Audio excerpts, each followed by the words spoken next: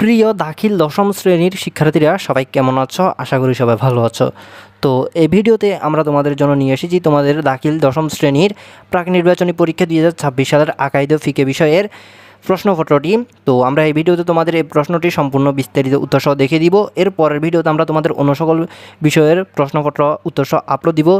তো সেগুলো তোমরা যদি পেতে চাও তাহলে তোমাদের কিন্তু অবশ্যই তোমরা এখন বর্তমানে যে ভিডিওটা দেখতেছো ওই ভিডিওটা তোমরা নিজ বরাবর এখানে সাবস্ক্রাইব লেখা তোমরা একটা অপশান দেখতে পাচ্ছ। তো এই কালো বাটনে সাবস্ক্রাইব লেখা এই কালো বাটনে ক্লিক করে অবশ্যই এই ইউটিউব চ্যানেলটি তোমাদের সাবস্ক্রাইব করে নিতে হবে। তোমরা যদি এই ইউটিউব চ্যানেলটি সাবস্ক্রাইব করো এরপরে কিন্তু তোমাদের পরবর্তী বিষয়ের সাজেশনগুলো দেওয়া হবে এবং তোমরা পাবে। আর তোমরা যদি এখানে ক্লিক না করে এই চ্যানেলটি সাবস্ক্রাইব না করো তাহলে কিন্তু তোমাদের পরবর্তী বিষয়ের সাজেশনগুলো তোমরা প্রশ্নগুলো তোমরা নাও পেতে পারো। আশা করি তোমরা বিষয়টা বুঝতে পেরেছ। তো শিক্ষার্থীরা দেরি না করে দ্রুত এখানে ক্লিক করে বেল আইকনটি নিয়ে আসো। তো শিক্ষার্থীরা এখন আমরা কথা না বলে সরাসরি তোমাদের প্রাক নির্বাচনী পরীক্ষা আকাইদ ফিকে এই বিষয়ের প্রশ্নটি বিস্তারিত উত্তরসহ দেখব। তো শিক্ষার্থীরা এখানে আমরা দেখতে পাচ্ছি প্রাক নির্বাচনী পরীক্ষা 2026 দাখিল দশম শ্রেণী আকাইদ ফিকা। এখানে তোমাদের পূর্ণমান হলো 100। তো 100 নম্বরের মধ্যে 40 নম্বর এমসিকিউ। তো এখন আমরা তোমাদের এই 40 নম্বরের এমসিকিউগুলো উত্তরসহ দেখি। তো শিক্ষার্থীরা এখানে আমাদের 1 নম্বর প্রশ্ন, তাওরাত নাজিল হয় কার উপর? তো 1 নম্বর প্রশ্ন এটার উত্তর হবে ঘ হযরত মুসা আলাইহিস ওয়াসাল্লামের উপর। এরপর এখানে আমাদের 2 নম্বর প্রশ্ন, কোরআন মানুষকে কি দেখায়? তো 2 নম্বর প্রশ্নের উত্তর হবে ক হেদায়েতের পথ। কোরআন মানুষকে হেদায়েতের পথ দেখায়। এরপর 3 নম্বর প্রশ্ন, এখানে একটা শব্দ রয়েছে বলা হয়েছে এর অর্থ কী? তো এখানে 3 নম্বর প্রশ্ন এটার উত্তর হবে ঘ আল্লাহর কিতাব। এরপর 4 নম্বর প্রশ্ন, এখানে একটা শব্দ রয়েছে বলা হয়েছে এই শব্দের অর্থ কী? তো এখানে 4 নম্বর প্রশ্ন এটার উত্তর হবে ঘ যুগ। এই শব্দের অর্থ হলো যুগ। এরপর 5 নম্বর প্রশ্ন, হযরত ঈসা আলাইহিস সালামের উপর কোন কিতাব অবতীর্ণ হয়? তো এখানে 5 নম্বর প্রশ্নটার উত্তর হবে ক ইনজিল। এরপর 6 নম্বর প্রশ্ন, কোন নবীর উপর আর কোনো নবী নেই? এটার উত্তর হবে গ হযরত মুহাম্মদ সাল্লাল্লাহু আলাইহি সাল্লামের উপর। এরপর 7 নম্বর প্রশ্ন, কোন আসমানি কিতাব বিকৃতি থেকে সুরক্ষিত? তো এটার উত্তর হবে গ কোরআন। 7 নম্বর প্রশ্নের উত্তর হবে গ কোরআন। এরপর এখানে 8 নম্বর প্রশ্ন, অপরিবর্তনীয় অবস্থায় কী টিকে থাকবে? তো এখানে 8 নম্বর প্রশ্ন এটার উত্তর হবে গ কোরআন। কোরআন অপরিবর্তনীয় অবস্থায় টিকে থাকবে।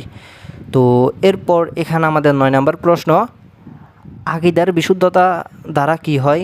তো এখানে 9 নম্বর প্রশ্ন এটার উত্তর হবে ক আমল মাকবুল।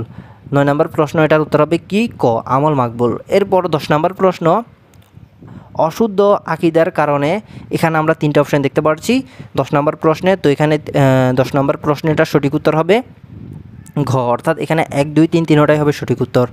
এরপর 11 নম্বর প্রশ্ন, এখানে বলা হয়েছে এই শব্দের অর্থ কী? তো এখানে 11 নম্বর প্রশ্ন 11 নম্বর প্রশ্নটার উত্তর হবে গ সিংহা। এরপর 12 নম্বর প্রশ্ন, অশুদ্ধ আকীদার দ্বারা কি নষ্ট হয়? তো এটার উত্তর হবে 12 নম্বর প্রশ্নটার উত্তর হবে ক নেকামল।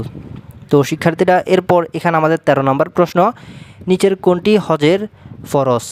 তো এখানে 13 নম্বর প্রশ্নটার উত্তর হবে ক আরাফায় অবস্থান। আরাফায় অবস্থান এটি হলো হজের ফরজ।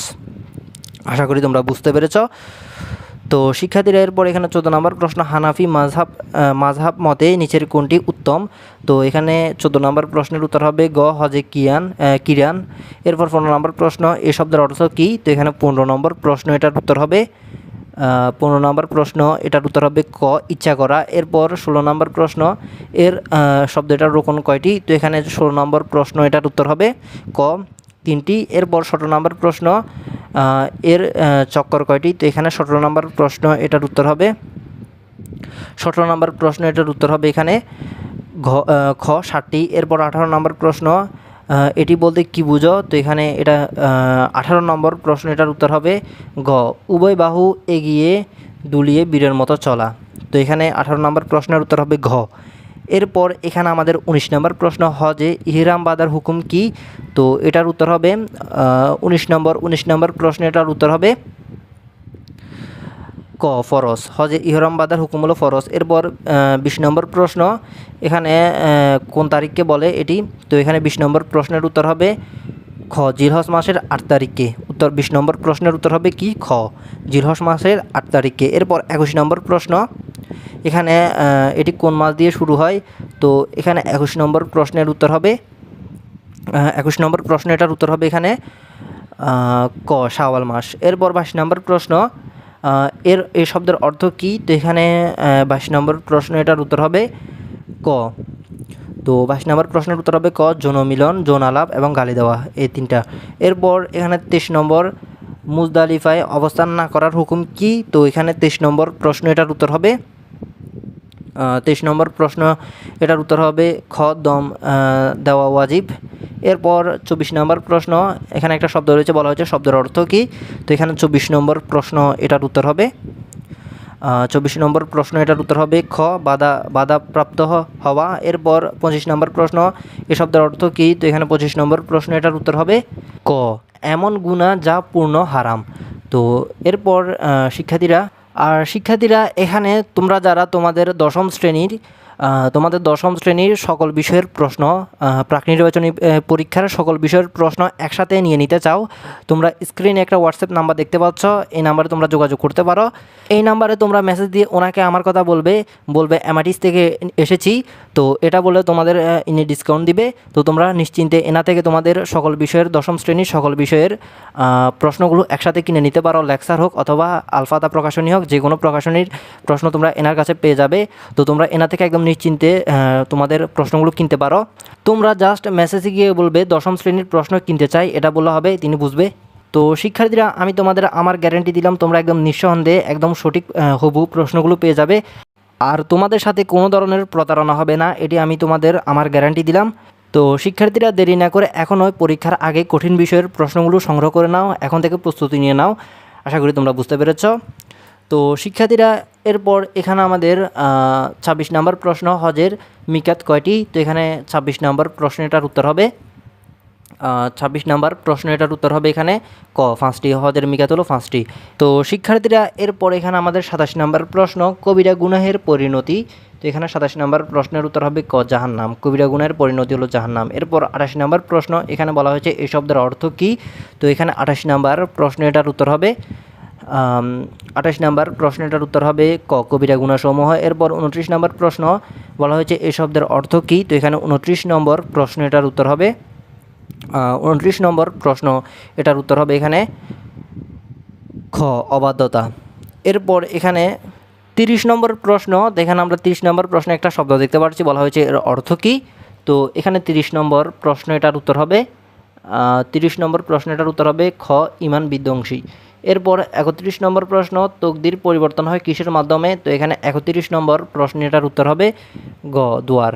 এরপর 32 নম্বর প্রশ্ন, ইবাদতের মগজ কি? এটার উত্তর হবে খ, দোয়া। এরপর 33 নম্বর প্রশ্ন, উসুলে ফিকের উৎস কয়টি? তো এখানে 33 নম্বর প্রশ্ন, এটার উত্তর হবে গ, 4টি। এরপর 34 নম্বর প্রশ্ন, কোরআন ও সুন্নাহর পরেই দলিল হলো ইজমা ও কিয়াস। তো এখানে 34 নম্বর প্রশ্নের উত্তর হবে 1, 2। তো শিক্ষার্থীরা, এখানে আমরা অপশানে কিন্তু সঠিক উত্তর দেখতে পাচ্ছি না, তো এখানে সঠিক উত্তর হবে কিন্তু 1, 2। তো এটা তোমরা তাও যাচাই করে নিতে পারো, এখানে কিন্তু সঠিক অপশান আমরা দেখতে পাচ্ছি না এই প্রশ্নে। তো তোমাদের এটা তোমরা যাচাই করে নিবে, এখানে সঠিক উত্তর কিন্তু হবে ইজমা এবং কিয়াস, এই দুইটাই। তো শিক্ষার্থীরা, আশা করি এই বিষয়টা তোমরা বুঝতে পেরেছ। এরপরে এখানে আমাদের 35 নম্বর প্রশ্ন, উসুলে ফিকের প্রতিষ্ঠাতা কে? এখানে আমাদের 35 নম্বর প্রশ্নে বলা হয়েছে উসুলে ফিকের প্রতিষ্ঠাতা কে? তো এখানে 35 নম্বর প্রশ্ন, এটার উত্তর হবে খ, ইমাম শাফিঈ রাদিয়াল্লাহু তাআলা আনহু। তো এখানে 35-এর উত্তর হবে খ। এরপর 34 নম্বর প্রশ্ন, এখানে বলা হয়েছে এর উৎস কী কী? তো এখানে 36 নম্বর প্রশ্ন, এটার উত্তর হবে 34 নম্বর প্রশ্ন, এটার উত্তর হবে ক, কোরআন, সুন্নাহ, ইজমা ও কিয়াস। এরপর 37 নম্বর প্রশ্ন, এখানে একটা গ্রন্থের নাম রয়েছে, বলা হয়েছে গ্রন্থের রচয়িতাকে। তো এখানে 37 নম্বর প্রশ্ন, এটার উত্তর হবে 37 নম্বর প্রশ্ন, এটার উত্তর হবে এখানে গ, ইমাম মুহাম্মদ রাদিয়াল্লাহু তাআলা আনহু। এরপর 38 নম্বর প্রশ্ন, তো এখানে 38 নম্বর এই প্রশ্নটির সঠিক উত্তর আমরা জানি না, এটা তোমরা খুঁজে দেখতে পারো। এরপর এখানে আমাদের 39 নম্বর প্রশ্ন, 39 নম্বর প্রশ্নের উত্তর হবে খ, 4 প্রকার। এরপর 30 নম্বর প্রশ্ন, এই শব্দের অর্থ কী? তো এখানে 30 নম্বর প্রশ্নের উত্তর হবে খ, আদেশ করা। তো শিক্ষার্থীরা, এখানে 38 নম্বর প্রশ্ন, এটা উত্তর তোমরা খুঁজে নিও, এটার সঠিক উত্তর আমরা জানি না। এখানে 39 নম্বরের উত্তর হবে খ। তো শিক্ষার্থীরা, এখানে আশা করি আমি তোমাদের এই 40টা এমসিকিউ প্রশ্ন দেখালাম। এই 40টা এমসিকিউর মধ্যে আমি তোমাদের বেশ কিছু উত্তর দেখাতে পারি নাই, তো তোমরা উত্তরগুলো নিচ থেকে দেখে নিবে। আর তোমাদের আমি যে উত্তরগুলো দেখালাম, এই উত্তরগুলো তোমরা মিলিয়ে নিবে, এখানে সবগুলো উত্তর ঠিক আছে কিনা তোমরা মিলিয়ে নিবে। হয়তো আমার অজান্তে কোনো প্রশ্নের উত্তর ভুল হতে পারে, তো তোমরা এগুলো মিলিয়ে নিবে। আশা করি বুঝতে পেরেছ। তো শিক্ষার্থীরা এরপর এখানে আমরা তোমাদের লিখিত অংশের প্রশ্ন দেখতে পাচ্ছি। এখানে প্রথমে তোমাদের রয়েছে রচনামূলক প্রশ্ন। তো তোমরা স্ক্রিনে দেখতে পাচ্ছ রচনামূলক প্রশ্ন। তো তোমাদের রচনামূলক প্রশ্নে রয়েছে 60 নম্বর। এখানে প্রথমে খ বিভাগে আকাইদ। তো এখানে তোমাদের বলা হয়েছে আকাইদ থেকে বলা হয়েছে যে কোনো একটি প্রশ্নের উত্তর দাও, যার জন্য রয়েছে 10 নম্বর। এখানে প্রথম প্রশ্ন, আসমানি কিতাব বলতে কী বুঝো? বড় আসমানি কিতাব কয়টি ও কী কী? পবিত্র কোরআন বিকৃতি থেকে মুক্ত কথাটি ব্যাখ্যা করো। এরপর আমরা পরের প্রশ্নটা দেখতে পাচ্ছি। তো এখানে তোমরা আকাইদ অংশে এই দুইটা প্রশ্ন থেকে তোমাদের বলা হয়েছে যে কোনো একটা প্রশ্নের উত্তর দেওয়ার জন্য, যার জন্য রয়েছে এখানে 10 নম্বর। তো এখানে আমি আশা করতে পারছি এই দুইটা প্রশ্ন থেকে তোমরা প্রথম প্রশ্নের উত্তরও দিবে, কারণ ওইটাই সহজ। তো এটার জন্য তোমরা এখানে 10 নম্বর পেয়ে যাচ্ছ, আশা করি বুঝতে পেরেছ। তো শিক্ষার্থীরা এরপর আকাইদের পর ঘ বিভাগে রয়েছে ফিকে। তো এখানে তোমাদের বলা হয়েছে যে কোনো দুইটি প্রশ্নের উত্তর দাও। এখানে 3টা প্রশ্ন রয়েছে, এই 3টা থেকে তোমাদের যে কোনো 2টা প্রশ্নের উত্তর দেওয়ার জন্য বলা হয়েছে। তো এখানে বলা হয়েছে এই শব্দের শাব্দিক ও পারিবারিক অর্থ কী, তার পারিভাষিক অর্থ কী, হজ মানে হজ শব্দের শাব্দিক ও পারিভাষিক অর্থ কী, হজ কত প্রকার ও কী কী বর্ণনা করো। এরপর পরবর্তী 5 নম্বর এবং 6 নম্বর আমরা প্রশ্ন দেখতে পাচ্ছি। তো এই 3টা প্রশ্ন থেকে তোমাদের বলা হয়েছে যে কোনো 2টা প্রশ্নের উত্তর দেওয়ার জন্য। 2টার জন্য রয়েছে এখানে 20 নম্বর, মানে একটির জন্য এখানে 10 নম্বর করে রয়েছে। তো এখান থেকে তোমরা তোমাদের কোন 2টা প্রশ্নের উত্তর দিবে এখনই সিলেক্ট করে নাও এবং শিখে নাও, পরীক্ষায় গিয়ে লিখে দিবে ইনশাল্লাহ।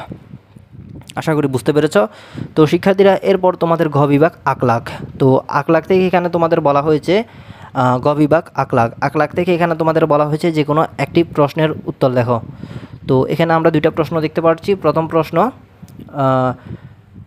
কবিরা গুণের পরিচয় দাও, কবিরা গুণের পরিণতি বর্ণনা করো। তারপর দোয়া কি, কোরআন হাদিসের আলোকে দোয়ার ফজিলত বর্ণনা করো। তো এই 2টা থেকে তোমাদের যে কোনো একটা উত্তর দিতে হবে, যার জন্য 10 নম্বর রয়েছে। এরপর বিভাগ উসুলুল ফিকা। এখানে বলা হয়েছে যে কোনো একটি প্রশ্নের উত্তর দাও। তো এখানে আমরা 2টা প্রশ্ন দেখতে পাচ্ছি, এই 2টা থেকে তোমাদের যে কোনো একটি প্রশ্নের উত্তর দিতে হবে, যার জন্য 10 নম্বর রয়েছে। আশা করি বুঝতে পেরেছ। এরপর 6 বিভাগ, এখানে হলো ইলমুল ফিক ও উসুলে ফিকের ইতিহাস। তো এখানে তোমাদের যে কোনো একটি প্রশ্নের উত্তর দেওয়ার জন্য বলা হয়েছে। এখানে প্রথম প্রশ্ন, ইমাম আবু হানিফা রাদিয়াল্লাহু তাআলা আনহুর জীবনী বর্ণনাপূর্বক ফিকের তার অবদান উল্লেখ করো। এরপর 12 নম্বর প্রশ্ন, ফিকের সংজ্ঞা দাও, তার প্রয়োজনীয়তা গুরুত্ব বর্ণনা করো। তো এই 2টা প্রশ্ন থেকে তোমাদের যে কোনো একটা প্রশ্নের উত্তর দিতে হবে। তো শিক্ষার্থীরা আমি আশা করতে পারছি এই সম্পূর্ণ প্রশ্ন মানে 100 নম্বরের এই প্রশ্ন আমি তোমাদের ঠিকঠাক করে দেখিয়ে দিতে পেরেছি।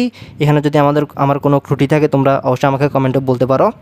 তো শিক্ষার্থীরা এটা ছিল ভিডিও। আশা করি এই ভিডিওতে আমি তোমাদের সব কিছু বিস্তারিত দেখিয়ে দিতে পেরেছি। তো পরবর্তী বিষয়ের প্রশ্ন সাজেশন তোমরা পেতে অবশ্যই আমাদের এই ইউটিউব চ্যানেলটি সাবস্ক্রাইব করে দাও এবং ভিডিওতে বেশি বেশি অবশ্যই লাইক দিতে হবে।